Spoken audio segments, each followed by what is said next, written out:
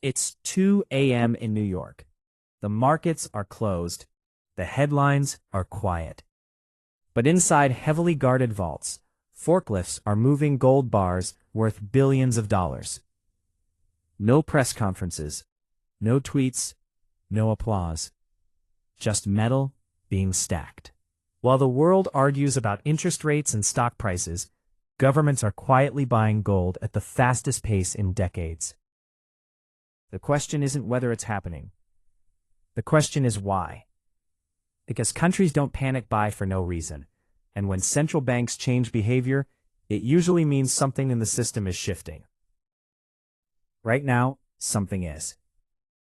For decades, the global financial system has run on trust. Trust in paper currency, trust in governments, trust in the idea that the US dollar will remain stable, liquid, and dominant. After World War II, the dollar became the center of global trade. Oil was priced in it. Reserves were stored in it. If you were a country, you didn't just hold your own currency, you held dollars. It made sense. The US economy was massive. Its financial markets were deep. Its military power unmatched. The dollar wasn't just money, it was infrastructure. But infrastructure can become leverage. Over the past decade, something changed. Sanctions became more aggressive. Assets could be frozen. Access to dollar clearing systems could be cut off.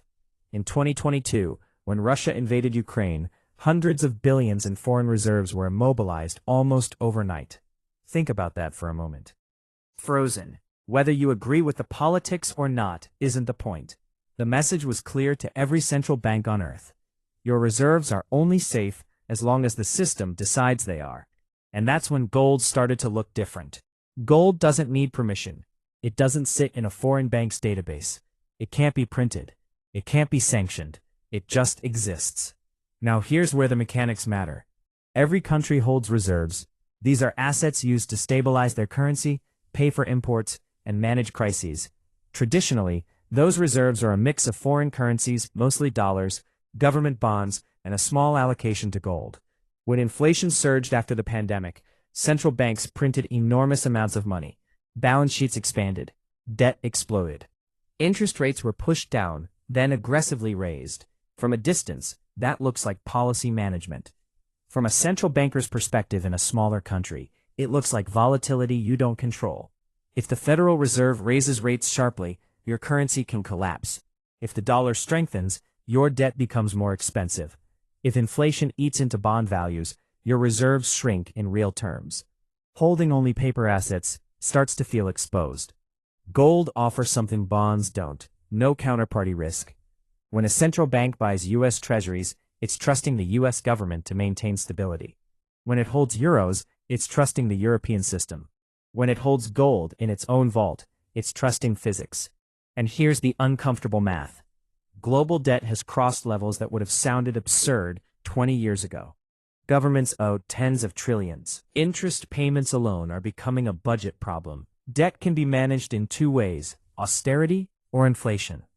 History suggests inflation is politically easier.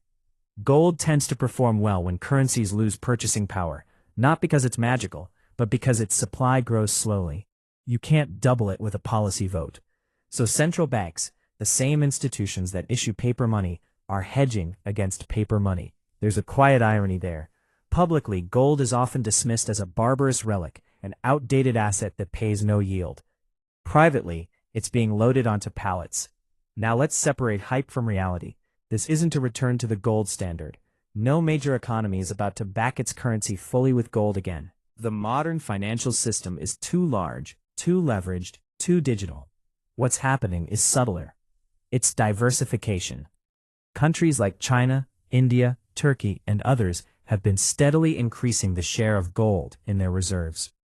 Not replacing dollars entirely, just reducing dependence. If your reserves are 70% dollar-based and you trim that to 55%, that's not revolution. But at the scale of sovereign balance sheets, that shift represents hundreds of billions moving into metal. It's not a vote of no confidence. It's a hedge against concentration risk. And concentration risk has been rising. The global economy is fragmenting. Trade blocs are forming. Geopolitical tensions are increasing, supply chains are being reshaped. In a more divided world, neutral assets become more attractive. Gold doesn't belong to a political alliance. It doesn't default. But here's the part most people miss. Central banks buying gold doesn't automatically mean gold prices will skyrocket forever. Markets are forward-looking. Expectations get priced in. Retail investors chasing headlines often arrive late. There's also storage cost, liquidity considerations, opportunity cost when interest rates are high. Gold is insurance, and insurance is expensive when fear is high. So, the real signal isn't about short-term price action, it's about psychology. For years, the assumption was that globalization would deepen, that financial integration would increase, that the dollar-based system, while imperfect, was permanent.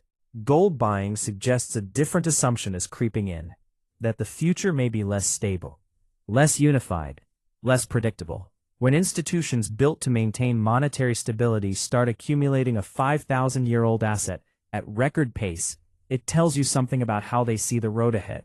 Not collapse, not apocalypse, but uncertainty.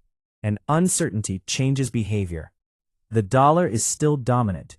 U.S. bond markets are still the deepest in the world. There is no immediate replacement waiting in the wings. But dominance doesn't erode in dramatic announcements. It erodes in percentages. One reserve adjustment at a time. One vault shipment at a time. So here's the uncomfortable question. If the institutions closest to the plumbing of the global system are quietly increasing their exposure to gold, what do they see that the rest of us don't? If you want to understand how money really works, subscribe now.